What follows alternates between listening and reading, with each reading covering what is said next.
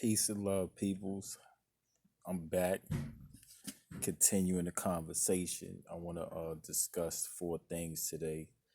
Number one, I want to talk about the defund the police situation.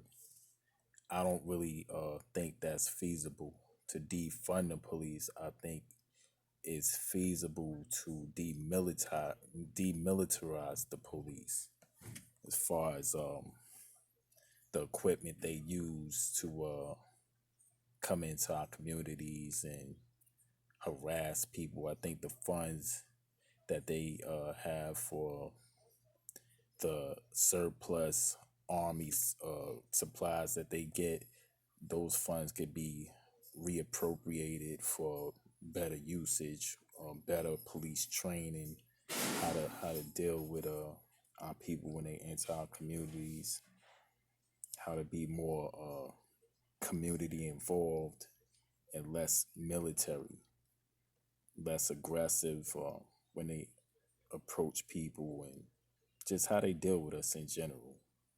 They need a lot better training. If we defund them, then they won't get the proper training that they need to deal with us as human beings as opposed to animals. So I don't think that's a good idea. I think the funds need to be redistributed in areas where they lack expertise. Two, we need to also learn to govern and police ourselves. This was done during the times of the 60s when you had the original Crips and Bloods. They started out as revolutionary type organizations similar to the Black Panthers. They would take care of their communities, take responsibility amongst themselves. If there's crimes being committed that affect the neighborhood in a detrimental way, there should be no reason for the elders and the OGs, especially the OGs, to not step up to the forefront and provide some type of guidance and wisdom to the younger generations under them. Like we already been through so many different life experiences that we could offer some really good solutions to the ills that affect our neighborhoods.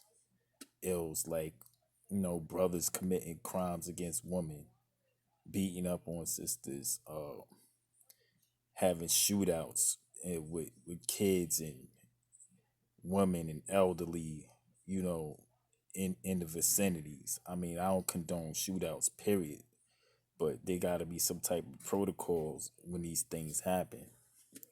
There's no reason why we can't govern ourselves. There's no reason why we can't police ourselves. These things are possible.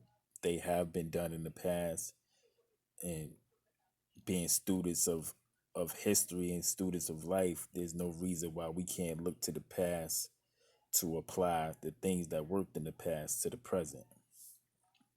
Three, we need a recipe for change, changing the way we treat each other.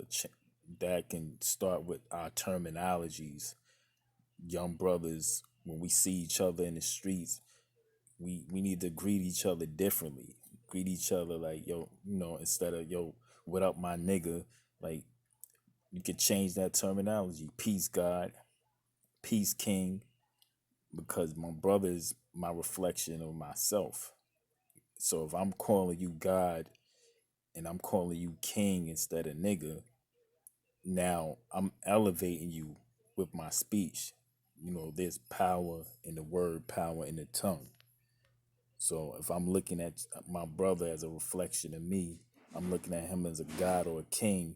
If we ever get into a altercation or a disagreement, the likeliness of me wanting to take up arms and bring physical harm to this brother who's a reflection of me is going to be greatly minimized, because just my terminology changed. So my terminology changed, the way I look at him changed, my perception of him is elevated.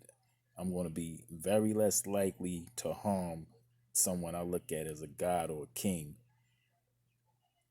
than I would be to harm somebody I look at as like, yo, that's a nigga. Yo, well, what up, nigga? Like, it's just a different energy. It's a different vibe. You know, there's power in the word. There's power in the tongue. You change your wording. You change your reality. Definitions have power. That's why they say words, when you put letters together, it's called spelling. Words are spells that we cast into the universe. We can cast good spells and we can cast bad ones. So let's change our terminology, change our minds, change the way we treat each other through a change in the terminology, how we communicate. Peace, God. What up, King? How you doing? You know? It's not hard. Four, we need to take accountability, and we need to hold people accountable for the crimes that they commit in our communities.